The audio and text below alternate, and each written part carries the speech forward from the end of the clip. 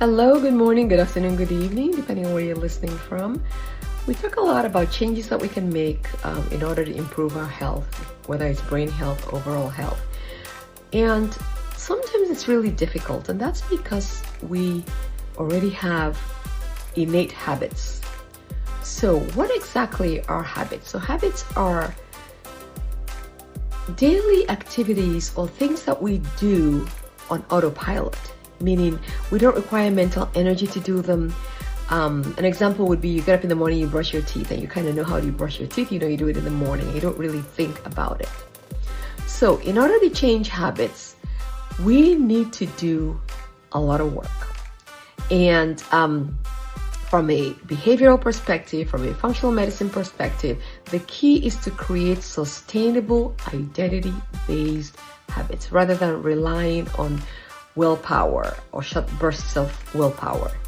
Why do habits matter? Because over 40 to 50% of our daily activities are habitual. We do them on autopilot. And I gave an example earlier about brushing your teeth, for example. When we have habits, it frees up mental energy, so we have more time to problem solve and do other things. So to change our habits, we have to change our environment. We have to change identity around the behavior. And there are really three core principles that are really simple. Number one is keep it small. So you want to start small. Tiny shifts lead to big changes. So for example, you can say, after I brush my teeth every morning, I'm going to do 2 minutes of breathing. So you put together brushing your teeth and the 2 minutes of relaxation breathing. And by shrinking the habit like this, you continue doing it until it feels really easy so that you don't fail. So each time you pick up your toothbrush to brush your teeth, you're going to remember to take deep breaths for 2 minutes. Next is identity-based change, which is changing your frame of mind. Instead of saying, I want to exercise more, you're going to say, I want to move my body daily. So you align your habit with your core values. You feel like you want to be able to move your body more without aches and pain. And so that's what you do, and that's what you tell yourself instead of saying that you want to exercise daily.